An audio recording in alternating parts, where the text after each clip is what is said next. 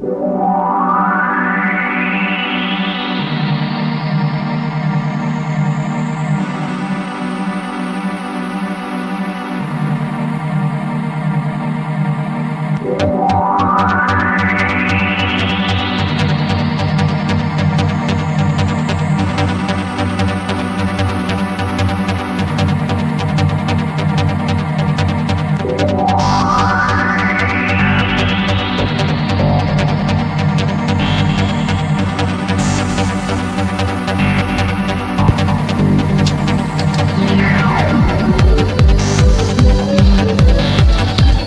aloha from tropical Montana. I'm Montana Skywatcher, and this is Hofman. How you doing today? We're looking at a drawing that was made last month, and I figured I'd give you the heads up on the transition of what's going on since then. Recently, we've seen that the sun, of course, according to the group, has dropped down lower in the overall closeness position during sunset, is of course when we're getting our best views.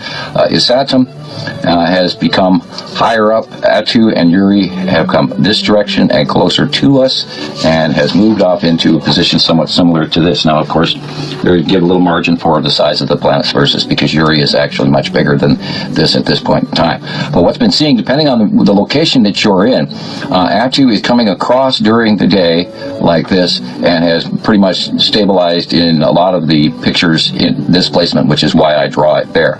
And of course, the object cluster group is now crossing in many locations. It's still up above over here on one side of the sun. In some cases, it's here in front of the sun, and in other places, it's down crossing in front of it as well.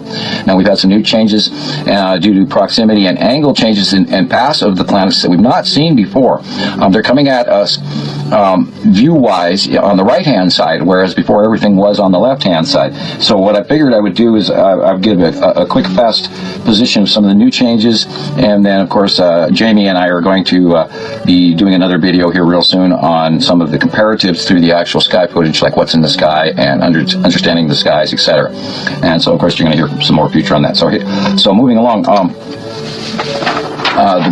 best way that we can describe this, and what everybody is seeing on a lot of the Mexico webcams, for instance, is the black sky, and we've got the sun and the sunrise and the sunset. Now, a lot of stuff is happening at sunrise, and in most cases, what everyone is seeing is the green of Nupesity coming up in the sunrise on one side, and then the other planets on the other side. But in a lot of lower elevations, all anyone is actually really seeing is this shadowing like this on either side of the sun, and then the sun is flaring and getting bigger and bigger and bigger, and at weird times it's focaling out like this, and at other times it's got this weird side angle focal, and sometimes it's square with some cutoffs. And I'm doing some re-talking about stuff we've already talked about, but there's a lot of people that are new and coming online and learning about this as well. So a lot of people, what you're seeing is you're seeing the side of the larger planets.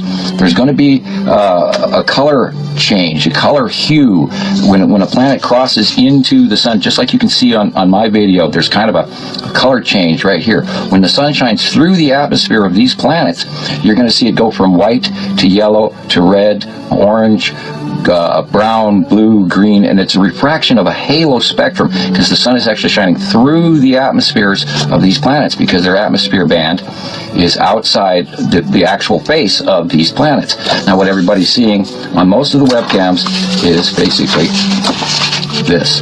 There's a lot more going on than that right now, and we'll get to that right here. Okay. Now, Yuri has been sighted for the longest time, ever since, for the last at least three years. Yuri has moved, and it was over here, and it has moved over and gotten bigger and closer and bigger and smaller. And okay, now, in current sightings, we have seen, and a lot of people have seen this recently, they've seen this white secondary thing over the top of the sun. But if they don't look and see in the shadowing of the chemtrails and all the crap and pollution, and depending on your altitude, the fact that Isatum is behind that, and we're seeing the reaction and refraction, and there's even some pictures where there's a thread link between the sun and a planet or a body above it, and that thread link is a direct ion link connection to Saturn's yellow moon, and we've seen that a lot recently. Also, as we talked about earlier, Atu, which is the Atu and Uri have always been doing this dance recently for about the last 3 years, ever since arrival of Atu near Earth. It's always been there, but it arrived close with where we could understand what we were looking at. Now, Atu was over here, and now it has been biting into the side of the sun for the longest time, and in some places you can still see it here, some places you still see it here, but it's transitioning in and closer to Earth, and we're actually seeing low Earth effects where we're seeing the base cloud of Atu start to affect the weather patterns and everything else again. Okay, now, we've known for the longest time, looking for my green, we've known for the longest time that Nepacity is coming in and from above, and it's transitioning during the day like this now, as Atu does this, and East Saturn comes in from over here and then goes like this during the day. Now, in some sightings, Sharon put out another one the other day where we saw that it was here. Now, she's also shown some illumination where the light is coming down in between the group, and I believe in her shot, what she has, and I've been meaning to contact her, but I have not yet, is I believe what she's got in her shot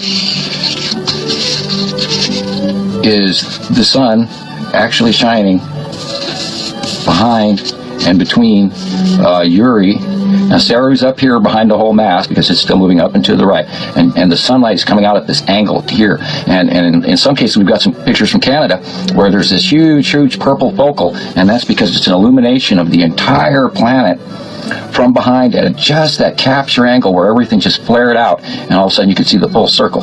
Now, we've also been watching, and you may notice there's this white blip.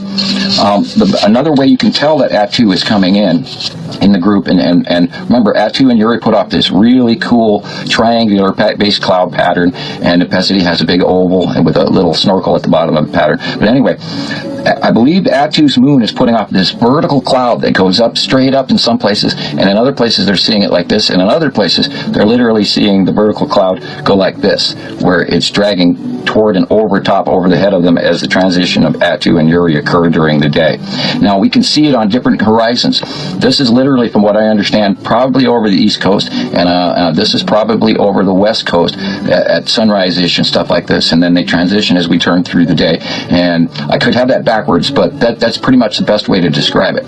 Now, we've also got to include, while I've got this paper sitting here, that the object cluster group is still coming in and by, and in some cases it's coming in overhead, some people like this, and it's coming up and up over the top of them during the day. But the object cluster group is still rotating. Now, they released information on a short blip on national news today. An earlier unknown asteroid will buzz past Earth for the second time this month. Well, they're trying to hint at stuff, and this is getting really huge, folks. So anyway, I want to make this short so I can get it up on post it easier, and then we all won't take all day in order to post this. So, but I wanted to give you a heads up on what's going on. Now, remember, the light is shining in from behind these planets, and during the day they're transitioning, and this is why the flickering lights and the atmospheric very large illumination is occurring, where sometimes this is all you see because the light is coming through and behind, and then as Atu crosses, it changes the angle of light going to this direction. Anyway, aloha from tropical Montana.